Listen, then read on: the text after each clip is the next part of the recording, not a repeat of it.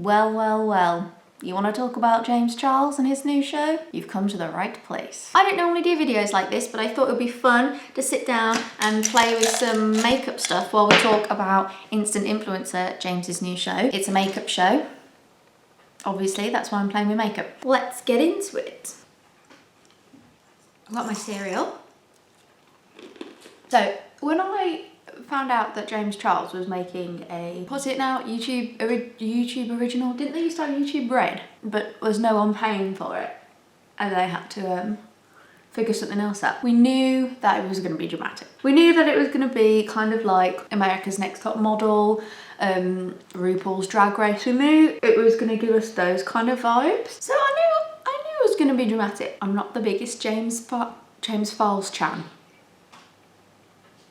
Charles fan, but honestly, who is nowadays? I think a lot of people, to be honest, Lottie. I think maybe like 17 million people or something. What I'm trying to say is that I do think James Charles is a little bit cringe. More money than I'll ever have in my entire life, but nevertheless, a bit cringe. Would you be cringy for money, or would you not sacrifice your integrity? What would you do? Because sometimes I'm struggling to pay rent and I'm honestly sizing up my options here. So we knew it was going to be cringe, but did we know how cringe? I don't think we did. It's very dramatic. Telemojo, Nikita Dragon reality show-esque in terms of those like really dramatic pauses and the dramatic music and the weird sort of out of sync editing. You can tell they've just like clipped someone's facial reaction from something earlier on and edited it so it looked like they were reacting to this thing. The very first meeting was weird because all of the individual contestants, I think there's like 6 of them, they all came to the studio for the first like meeting, for the first, what's it called, challenge round, whatever. Oh, did I just rub my eyebrow? They all came to the first meeting with a face full of makeup on. James was like, listen guys, meet me at this location on this date, face full of makeup, and let it show me who you truly are. Which is quite a hard task. To show who you are, everything about you as a person in makeup, I'd be eliminated straight away. But my main question is, did these people have to like walk to the studio with like this masterpiece painted on their face? You've got to have a lot of confidence to walk around with some of the stuff that was on their face in the street, in public. Also, it was immediately quite jarring because I don't think I was quite prepared that he was gonna like start criticizing their looks, their makeup straight away. It was literally like he walks in, they show him their looks that they came to the studio in, raring to go, full of hope in their little eyes, and then he just started criticizing them. I'm making it sound worse than it was. He had good things to say as well, but it was very much like, right, in for the critique. And I think this is something that like people were thinking about before, but who made James Charles like the expert in what looks good? Like, is makeup not subjective? I understand that there is skill and technique there, I get that, but it was just like straight away very critical. And as like a viewer, it was just a bit like, oh, like let them like settle in first. I felt kind of bad for them. I was like, did they know that they were gonna get like criticized straight away? Maybe they did. Maybe they knew the whole setup of all the situation, but I feel like if that was me, I would have been like, oh my god, my idol is here, and then oh wait, what? Like, are we starting? Is the game started? Let the games begin. And then as James Charles has given each of the contestants feedback, he stops at one girl called Kailin. She's my favourite, but we'll get onto that in a sec. And she like talks a lot, like she gives a lot of explanation as to why she's done what she's done on her face. And one of his points of feedback to her was like, you know, don't talk so much, just be a bit more concise. But the phrase, he said, think about what you want to say before you say it, which I just think is hilarious, coming from Sister James. I just thought that was kind of ironic. I wonder when this was filmed. Like I said, I'm not like a huge fan of James Charles, but I also like, I don't hate him. To be fair, I don't really know a lot of like the scandals that he's been, other than, you know, the big one. But I just feel like that advice coming from James is just a bit rich. I don't know. Oh, do you know, no. What I have just remembered, and what I was like, I had a massive issue with, was when he called Marlene Estelle that woman. The disrespect. I feel like he probably didn't think about that before he said it, or maybe he did think about that before he said it, and that is genuinely what he wanted to say. Hot take. Maybe. I think what I'm trying to say is, when I think about YouTubers or influencers who have got it all together and are very thoughtful when they speak, I don't think James Charles pops into my head straight away. Although actually, if when he says think about what you want to say before you say it, if by that he means be a robot, then sometimes James Charles is the first person I think of, because sometimes, like in some of the scenes of this show, he just spoke like a complete robot. I was like, did the beauty industry just make you in a factory? Did they manufacture you just to sell products? Because sometimes the way he talks, at least pretend like you're not reading off of a script. Intonation, ever heard of it? Probably not. So we're still kind of like in the introduction of the show, really. We're still kind of getting to know the contestants and being introduced to them, being introduced to the whole kind of structure of the show. And can you tell me why every person on this show, so 6 contestants, has a sob story? Now, I know that might not be very nice to some people to call these real people, because they're real human beings. Even though they're on a TV show that was filmed in LA, they're real human beings. These things, I'm sure, happen to them that they're saying happened to them. And I'm sure their real mental health was affected. But I felt a little bit bombarded with all of their sob stories all at once. And to be honest, it's not really a criticism of the contestants, because they're just telling their story, they're telling their background, they're doing what they're supposed to be doing, like letting us know who they are and where they've come from. My issue is more with like the editors, the producers, I don't know, because it was literally like sob story after sob story after sob story, and I was like, may I just have a moment to breathe? Don't know if anyone else felt like that. I literally think, I didn't count, but I think every single person had like a really sad, tragic thing happen to them. I don't know, it just rubbed me the wrong way slightly. Again, really not the contestants, because it's not their fault that these things happen to them. They're perfectly entitled to talk about it. If we're being perfectly honest, the producers probably told them, like, you know, to gain a bit of sympathy and kindness from the viewers, can you like tell us about some serious things that have happened in your past and how you got to where you are today? So yeah, my issue with that was more on the editing side, but it was just so weird. Please let me know what you thought. I'm sure I can't be the only one. I cannot be the only one that felt like was just sob story after sob. Anyway, also it was really awkward, I thought, how James had to choose who won the initial challenge, you know, doing their makeup to come to the studio. He had to choose who won that challenge, and whoever won got a head start in the first official round, first like elimination round. And it was really awkward. He had to choose it like in front of them. Like he spoke to all 6 of them and then chose the winner. And I was like, did you not need any time to think, sir? Did you not need any time to think about what you want to say before you say it? And I think this was the moment, I think, when he started, okay, I need a second. And this is where he started talking about the prizes. I forgot them, to be honest. I know that there was £50,000 and they were all like, it was like, you knew what the prizes were before you signed up. And one of the prizes was a collaboration with him on his YouTube channel. And I don't know why I found that so funny. I didn't know that was one of the prizes before starting to watch this, but I just thought that was like the most, I don't know, egotistical thing. I guess it gives them a platform of millions of followers and they will gain a following off of that. So I guess that's good, but it was just £50,000 and a collaboration with me. That's kind of what it felt like. Okay, so now we can start talking about Kailin, my fave, my babe. I really liked her when she was like talking too much, because it just felt like everyone else was so like perfect and well-rounded and like professional, and she was just a little bit like more down to earth. That's what it felt like. And then during the actual elimination round, where they had to pick a product to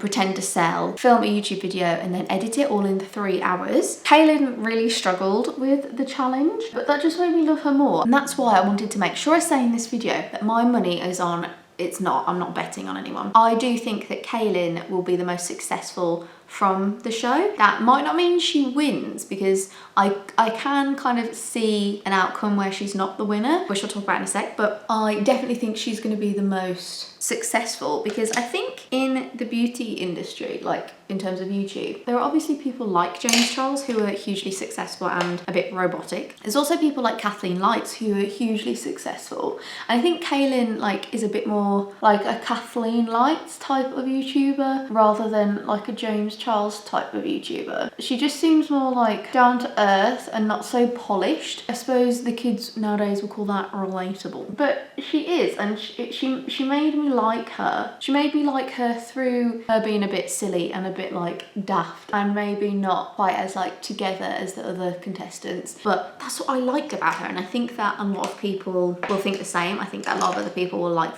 those exact same qualities about her, and I think that is why she's going to be the most successful. Calling it now, calling it now. But the reason I said that I can see an outcome where she doesn't win is because it is a competition run by James Charles and people of that ilk. It's not run by people like Kathleen Lights. So if they're looking for a polished, professional, all-together influencer wrapped up and ready to go, then maybe if Kailin continues being how she has been in the first episode, maybe she won't be what they're looking for, like the perfect little well-spoken and professional package that they're looking for. Okay, so in other news, my makeup is not going to plan. Oh God, what's happening? Also, about this like elimination challenge, how they had 3 hours to do everything and I just spat, excuse me. I'm not 100% sure, but I have a sneaking suspicion that Sir James Charles does not give himself 3 hours to come up with the video, plan the video, film the video, edit the video. Just wanted to throw that out there and we're moving on. So once all the contestants had like filmed their videos and edited it and stuff, it was, as we expected, a RuPaul / America's Next Top Model type situation where they all came in one by one and the 3 judges, James Charles, Navina and Paris Hilton.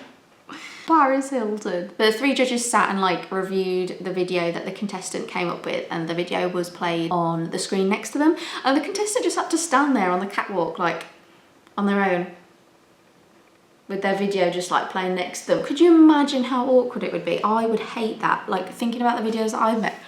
No, that is just such an awkward interaction. Like, be honest with yourself. Ugh, that did not make a nice sound. Okay, now we can talk about Paris Hilton. Okay, where do I even really start? Paris Hilton, icon. First and foremost. James said it himself, legend, icon, hot. She built an entire business, is an industry innovator in being like a dumb bitch. And I mean that in the most empowering way possible. Like, she fucking did that. Like, you know, I genuinely do like have respect for Paris Hilton. I'm just prefacing this.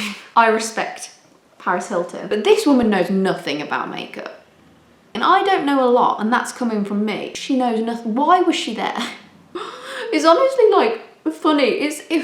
Oh God, it was so awkward. I got like secondhand cringe watching her give feedback to the contestants. Like, honestly, why did they have her there? I kind of got it at first. I didn't question it at first, like why they had Paris Hilton there, because obviously icon. It was so awkward because she was like leaving pauses in between her words. You could tell she was thinking about what she needed to say. You could tell she was just making stuff up on the spot. It didn't really make a whole lot of sense what she was saying. She was being really, really nice to the contestants, and I'm sure she's a lovely woman, but why was she there?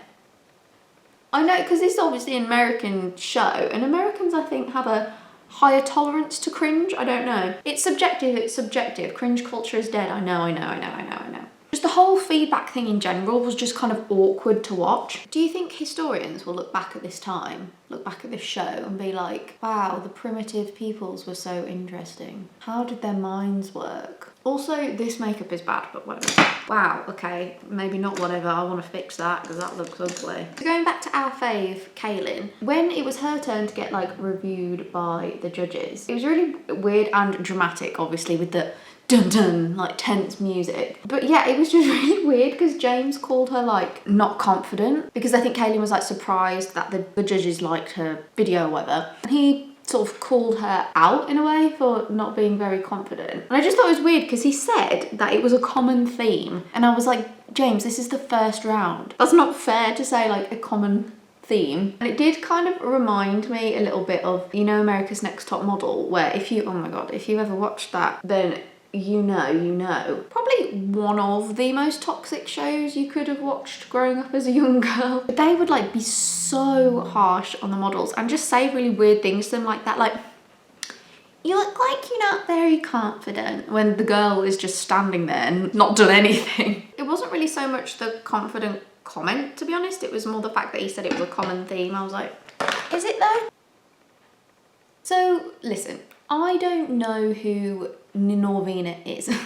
Now, I know she's something to do with Anastasia Beverly Hills, but I don't really follow that whole thing, you know. But she, like, I don't know, something about her came off as quite arrogant to me, which this goes back to what I was saying a little bit before about how there's people that like James Charles that will be working on this project, that if it's something to do with James Charles, then it's going to be like with people that are like him, that think the same way as him, whatever. So I probably should not have like been surprised that she gave off this like air of arrogance. But when one of the contestants, I can't remember who it was now, one of them used the product that they were like quote unquote selling for this round, this challenge. One of them used Anastasia Beverly Hills foundation, and so obviously that's Norvina's brand, or like her, I don't know, something to do with it. And so she was all of a sudden like super like critical of what they were doing, and I don't feel like she was being as critical with the other contestants. She said that in the video, the contestants should have told the audience what was like in the foundation. She said specifically, I wrote down specifically what it was that I thought was weird. She said, you should be telling the audience that it's gluten-free and that it's talc-free, because that's what people want to know. That's why it's on the packaging. I was like, no one wants to know that. Don't get me wrong, I'm sure there's someone somewhere out there that wants to know those things. But she made it sound like it was integral, and she didn't mention it for any of the other products. So I just thought that was kind of weird, and it made me laugh, to be honest, because I was like, gluten-free? I've never watched a makeup video and they've been like, so guys, you're gonna love this foundation, it's gluten-free. And the last thing that I wanted to talk about, I feel like I'm laughing at everything in this video because it's just so absurd. Also, I don't wear full lashes, so if that's going to annoy you with this look, then I don't know what to tell you, queen. But yeah, this ending. So I won't tell you who got eliminated in case you haven't seen it. Someone got eliminated at the end of the round. And the thing that makes it different to like RuPaul or America's Next Top Model is that they don't all go back into like the judging panel room. They all go into their individual little filming pods. So they have like a little filming setup. They have 6 of them, each has their own one, and they go in there and they kind of webcam. He pops up to each one and tells them that they're through to the next round, and oh my god, they're so happy. And Kailin, our babe, our fave, she got through first. I don't think they did it in like order, but it stopped my brow from sweating because I'm rooting for Kailin. So the person who got eliminated, who decided this? It's like that would have been so humiliating for me. Instead of talking to James face to face over webcam, they're in their little pods, and the contestant hears James' voice outside the door, and he like enters the room, and oh my god, if you could have seen the poor contestant's face who got eliminated. They obviously knew that he shouldn't have been appearing. They obviously knew by the sound of his voice, by him coming around the door, that that meant that they were eliminated, and their poor little face. So he comes into the room and sits next to the eliminated contestant on the chair, and they start crying, which isn't that weird, and you just think like, well, yeah, obviously they're crying, they're upset. Like I told you, they have like a little filming setup in the room. So after James is done like talking to them, trying to make them not feel so bad, and he's like, as your final farewell to instant influencer, I want you to say a goodbye with me into the camera, just like you would at the end of a YouTube video. And this poor person was just sat there like with a big camera in their face. We're being forced to do like this fake YouTube goodbye thing because the producers must have thought that would have been a cute way to end each show, with like the eliminated person saying goodbye in a YouTube style and saying like, you can find me here, and then like linking their socials or something. Someone must have thought that was cute. It is not. I hope they change that for next season, because like that's going to be tough to watch each time. Imagine being eliminated from something that you really wanted and not being able to feel. Just being forced to say a fake happy goodbye and pretend like you loved every minute of it and like you're not heartbroken. It was really awkward and tough to watch, and I hope that they change it. I think that's something that they probably thought was going to go better than it did. I mean, the contestant that got eliminated still did it, because really, like, what choice would you have? It's not something you could really say like, no, I'm too upset. And that's that on that. Period. Or something. I hope that you enjoyed this kind of commentary style, whatever the hell it was, on James Charles' new show. What's it called again? Instant Influencer. This type of video is pretty different for me, but if you would like to subscribe and you would like me to kind of do another commentary style thing for the next Instant Influencer, then just let me know. Like this video. Let me know what you thought of the show down below in the comments. I'm really interested to hear what other people think about this. And I will see you again, hopefully, in my next video. Bye!